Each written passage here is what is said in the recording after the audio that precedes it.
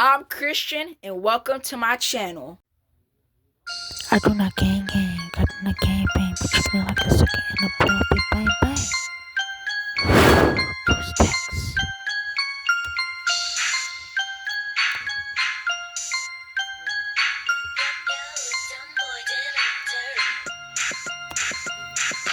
Come to crappy, like I'm doing the chair, trying swing this hill still, like I'm doing the windmill. Keep it on with from me, get the call me clear still. Call me what you wanna, call me gangster, a hustler. I'm on the deal, bound to the kiss my mother.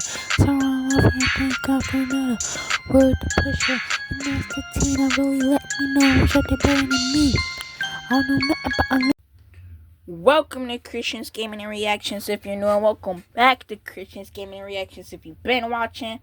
And in today's video, we're going to be reacting to when a gang leader confronted Tyson. The video was uploaded by BLTV Classic. The video length is 9 minutes and 52 seconds. So let's get into it. Everyone support me as a YouTuber. Subscribe to this channel and my second channel, Christian Does Everything. And like the video if you like it, guys. And subscribe to both channels with post notifications so you get notified when I post my daily videos. So let's get into the video, guys. This gonna be a fight. Tyson, and you know it. You hit me, I'm gonna kill you. I'm gonna kill you. Wait, it's glitching. Alright, I think we got it, guys. This gonna be a fight. Tyson, yeah, that's much better. This is much better. I'm gonna kill you.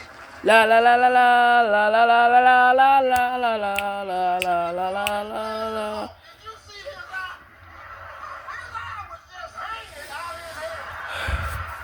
On today's video, we revisit the infamous two-fight saga between Mike Tyson and Mitch Blood Green. Yeah. A genuine beef that 10 rounds of boxing couldn't squash, as the two would face off one more time on the street, this time in a much shorter affair with a decisive victor. Let's get right to it. Rivals beyond the ring.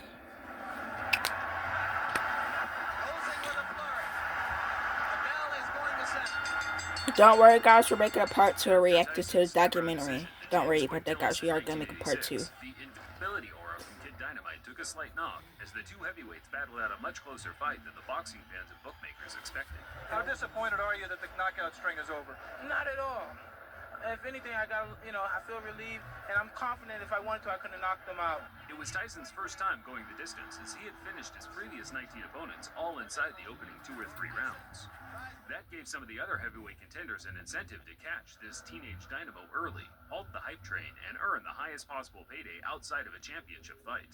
And I got a new subscriber. Guys, I know who y'all are, guys. I know who you are, guys.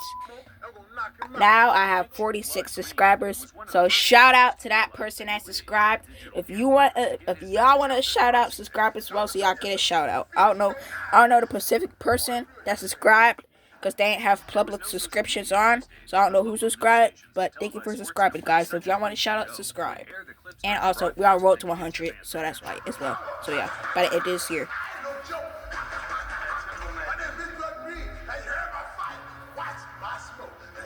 Probably due to audio compression over time, but I can honestly say I have difficulty understanding what Mitch Green is saying. Two clear things were the muscle flexing and homophobic slurs, and bizarrely enough, as far as my research suggests, this was enough to land him a shot at the hottest prospect in world boxing.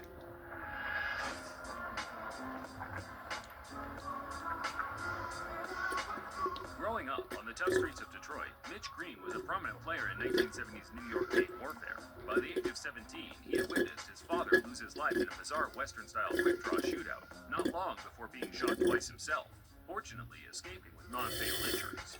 Green tried to escape gang life by joining the UBA boxing gym in New York, but by this time his ties to the street were too pronounced, as he was now hailed the king of New York street gangs by the NYPD for his role as gang leader in the deadly Bloods crew. Things slowly started to change for Mitch, as his reputation as a gang leader was exceeded by that of a talented amateur boxer, the muscular 6'5" big man that was racking up copious tournament success, including several New York Golden Gloves. Don't mind me, guys. I'm actually on my knees. I'm not this short, guys. Don't worry, I'm not this short. And quickly started racking up wins over journeyman and fringe contenders such as Jumbo Cummings. Champion-in-waiting Trevor Burbick became the first man to beat Green in 1985, where Mitch made a good account of himself, only losing by majority decision.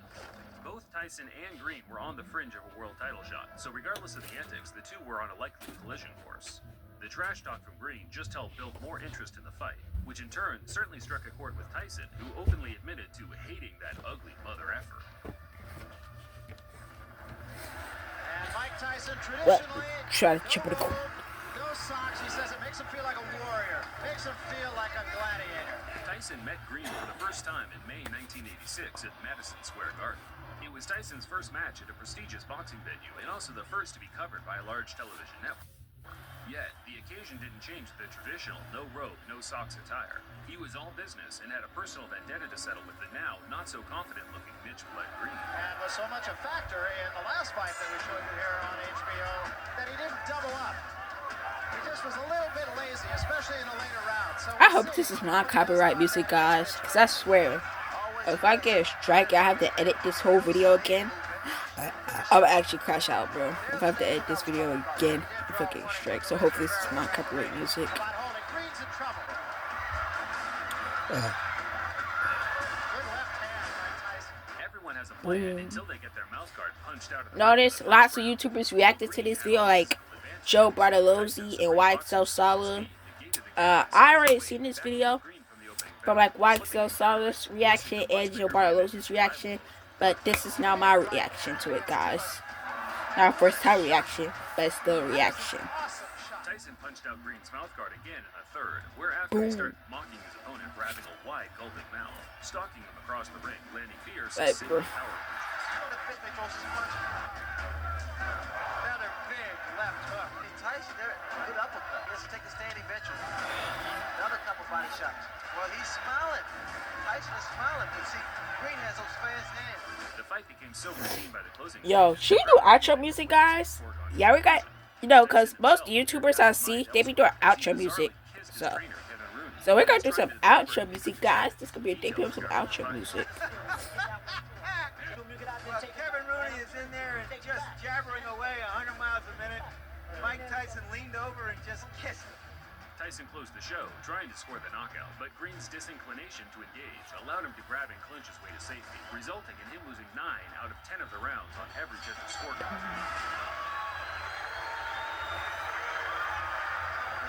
But we knew deep inside that I was going to win this fight so easy because of his style. He's a dang tough opponent, and he took some fairly decent shots. But as you know, I won comfortably, and I didn't try for the knockout, and I used a great deal of discipline in there, not knocking him out.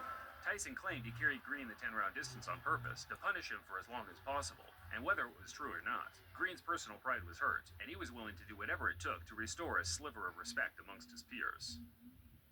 Green retired from boxing after the Tyson loss and returned to the street to earn a living from selling drugs. He always planned to one day get Tyson back in the ring, but as his years of inactivity ensued, Tyson progressed to one of the most dominant heavyweight champions of all time, undefeated and undisputed. The days of fighting lingering contenders such as Mitch Green were over. It wasn't until a couple of years after their fight that the two would meet again, this time in Green's element, the street.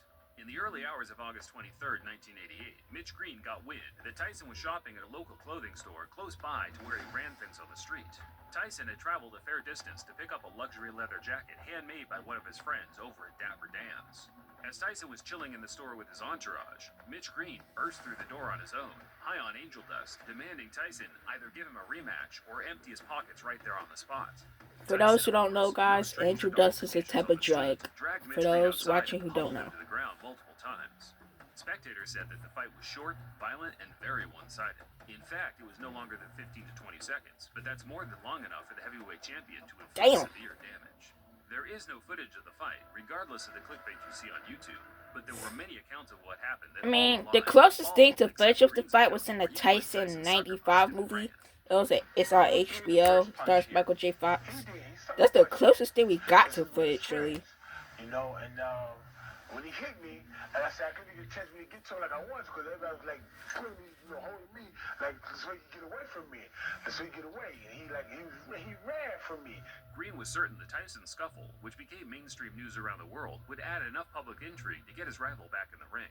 But Mitch had already burnt his bridges among the promoters in the sport, with his violent threats to Don King in the past already shadow banning him from ever earning any serious money in the ring again.